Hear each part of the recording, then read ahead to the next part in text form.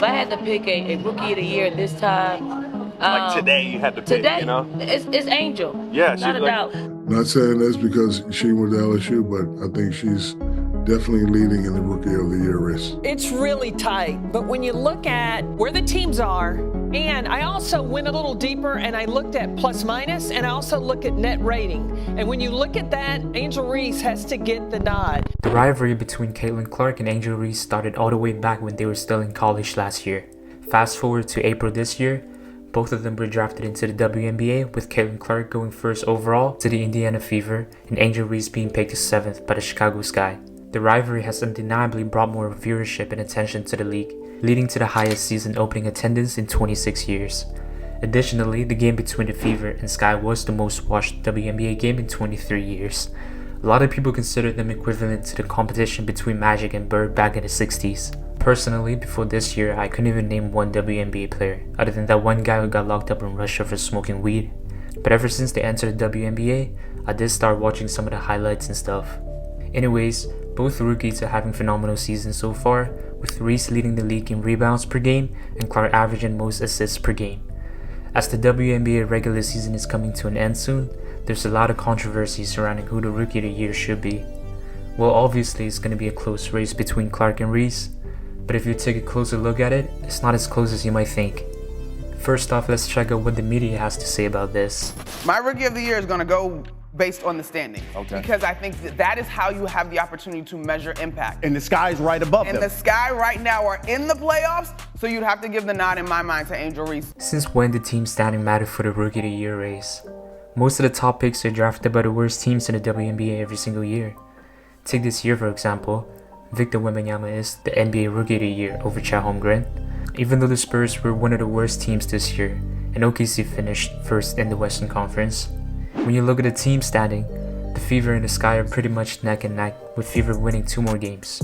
But that doesn't mean jack shit because one player performing well does not necessarily translate to team success. Some people argue that Angel Reese being the best rebounder in the league by a margin, along with breaking records like surpassing the legend Candace Parker for having the longest double-double streak in WNBA history and grabbing 20 plus boards in 3 consecutive games, should make her the Rookie of the Year. Obviously, these are some impressive achievements, but if you dive deeper into how she's getting these crazy stats, you'll find that some of them are manipulated and enhanced. Look at this play here. The Chicago Sky is down 14 points with 20 seconds left in the game. Normally you would just dribble it out because it's over, right? But Angel Reese was yelling at her teammates to give her the ball because she only had 8 points and she's trying to get a double-double. There's another instance in the game against the Atlanta Dream where she did the exact same thing. Look, I don't think stat padding once in a while is that big of a deal, but if you're doing it to the extent where your teammates like, nah bro, I'm not passing you the ball, and it's affecting your team's success, that's where we gotta draw the line. In the last 3 games where she's averaging over 20 boards and putting up video game stats, guess what, they lost all 3 of them. And on the topic of stats, we gotta talk about Angel Reese's field goal percentage. She shoots at a 38.7% with most of her shots coming from the paint. Just to put that in perspective, this is a list of NBA players with the worst field goal percentages this year. We have Alec Burks, Scoot Henderson, Keontae George, and so on. As you can see, all of the players here play at the guard position. Shooting below 40% as a big is just horrendous, especially when most of your shots are taken close to the basket. Even on the shots that are taking 5 feet or closer, she's only sinking 43.8% of them, making her one of the worst finishers in the WNBA. Meanwhile, a 42-year-old Diana Taurasi is shooting 45% from 25 feet, meaning it's more likely for her to make a deep 3 than for Angel Reese to make a layup. Y'all see how ridiculous this is, right? Sure, she might be getting contested and guarded on some of the shots, but it definitely makes you question her offensive ability and decision making on the court. Don't get me wrong though, Caitlin Clark doesn't have a much better shooting percentage than her, at only 41.4%, but the average distance of her shot is nearly 20 feet.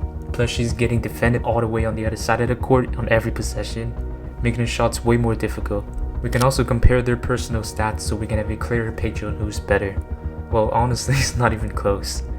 The only thing that Angel has over Clark is rebounds per game, but Caitlin Clark is better than her in literally every other category, and apparently that's not enough proof that she's the clear-cut winner for the Rookie of the Year. Let's hear what the 4-time WNBA champion Cheryl Swoops has to say about this. If Rookie of the Year was picked today, I give it to Angel. Okay. To me, the stuff that Angel brings is, one, she gonna play hard, period. No matter who they're playing. And rebounding is about effort. And I want it more than you, and I'm just gonna go get it. That is the best part of Angel's game right now. She basically said that Angel Reese is better because she plays hard and grabs a shit ton of rebounds. Well, I didn't know getting rebounds is that important in the game of basketball. I've always thought that being able to score and play make and create good looks for your teammates are more valuable skills. But hey, what do I know, right? She's the 4-time champ. In all seriousness though, I just find it funny that the media is constantly saying she deserves the Rookie of the Year, yet they can't find a valid reason to support their claim. And they gotta start making up some bullshit that can be disproved by a 2-year-old. We have pulled up the personal stats already, and Caitlin Clark is far more superior by a margin. We can also take a look at their impact on their teams. The Chicago Sky finished last season with a record of 18 wins and 22 losses, giving them a .45 win percentage. So far in this season, with the addition of rookies like Reese and Camila Cardoso, they're actually doing worse, going 11-18 with a .379 win percentage. On the other hand, the Indiana Fever jumped from being in the 10th seed with a win percentage of .325 last season to just slightly below 500 and already winning more games even though there's still like 10 games left in the regular season. Obviously, Caitlin Clark is known for being able to pull up from anywhere on the court like Steph Curry, but her playmaking is a very underrated part of her game. Over the last 10 games, she averages almost 11 assists per game. Her pick and roll play with Aaliyah Boston is one of the best in the league, and she's also great at reading the defense and threading the needle. Matter of fact, as I'm making this video, ESPN just dropped a new list for the WNBA Rookie of the Year, and Caitlin Clark is the clear front runner now because of her playmaking prowess. The only weakness in her game is her turnovers, as her critics always point out. While you can attribute her turnovers to things like her teammates not being on the same page as her, or her having to carry the offense most of the time, this is definitely something that she can work on. But when you compare this to the things that Angel Reese is lacking in her game, it's clear that Angel has a bigger hole to fill. Pause. I'm sorry, but there's no way I can nominate someone that can barely shoot and finish to be the Rookie of the Year. And sometimes it just seems like she's racking up these stats just to make her portfolio look good, rather than contributing to winning the game.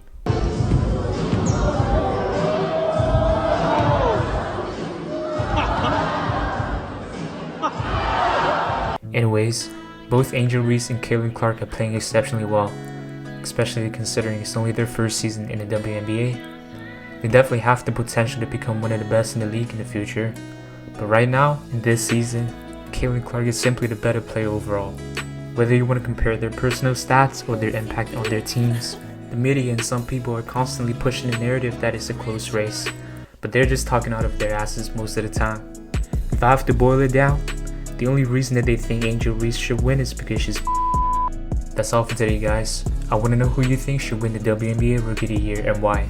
Let me know in the comments down below. If you like this video, please consider subscribing. That would mean a lot to me. I'm planning on dropping a crazy documentary next month, so stay tuned for it. Thanks for watching, and I'll see you guys next time. Stay gooning.